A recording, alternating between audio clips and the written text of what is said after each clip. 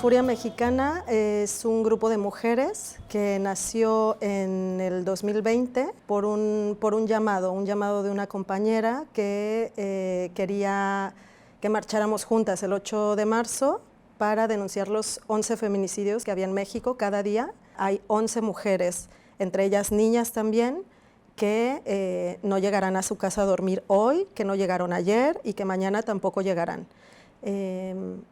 Nosotras lo que intentamos desde Furia Mexicana es evidenciar, ¿no? Ya somos como una plataforma en redes sociales que nos piden, nos mandan mensajes desde México para que logremos exponer algunos casos. Aunque no lo parece, México tiene leyes que protegen a la mujer muy avanzadas.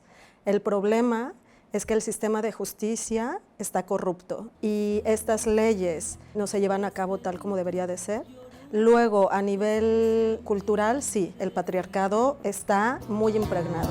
Te agarran 4 canallas, llorona, y te arrebatan la vida. Yo entré a Furia buscando un poco esta parte de una colectiva feminista, pero que también tuviera un componente con el que me sintiera acogida a nivel migrante, ¿no? Si bien el machismo y las violencias machistas están en todo el mundo, creo que cuando encuentras a otras mexicanas no necesitas explicarles más allá, porque ya lo saben, ya saben cómo funcionan las cosas ahí. Y entonces es simplemente como que te arropa, ¿no? Que es como estamos en esto, estamos todas lejos de casa, pero seguimos preocupadas por la gente que tenemos allí. Con el tiempo pues hemos ido asumiendo otros retos, ¿no? Otros retos como participar también en la parte de la lucha migrante que sucede en Barcelona, la campaña para la legalización de personas migrantes en el Estado español. Entonces participamos también en la recogida de firmas.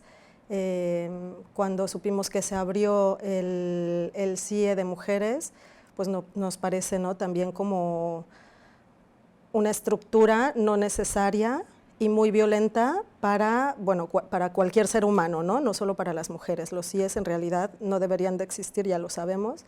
Hemos colaborado con la Plataforma contra las Violencias de Género, también con las compañeras de ELIA en la creación del OVIM, que es el primer observatorio de violencias institucionales machistas que se lanzará el próximo año, y también hacer campañas de sensibilización sobre el tema de abuso sexual infantil.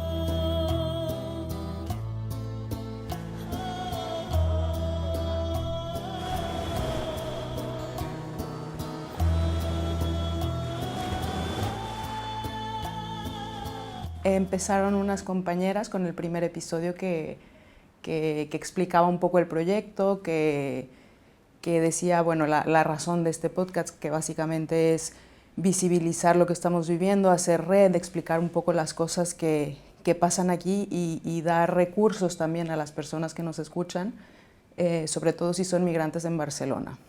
Yo participé en un episodio sobre trabajo y dificultades para encontrar trabajo aquí en Barcelona, porque una experiencia compartida que tenemos todas las integrantes de Furia es que nos hemos topado con violencia y con retos similares a la hora de buscar trabajo, ¿no? Hay otro episodio también que habla sobre el duelo migratorio, que habla sobre esto de estar del otro lado del mundo, de los amigos que se quedan en casa, de la familia y tal.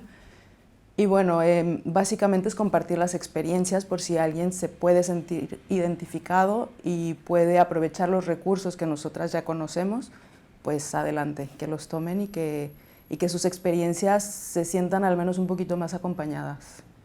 Retos que tenemos en Furia Mexicana: intentar sobre todo encontrar un modelo en el que el autocuidado priorice, ¿no? Priorice nuestra salud mental.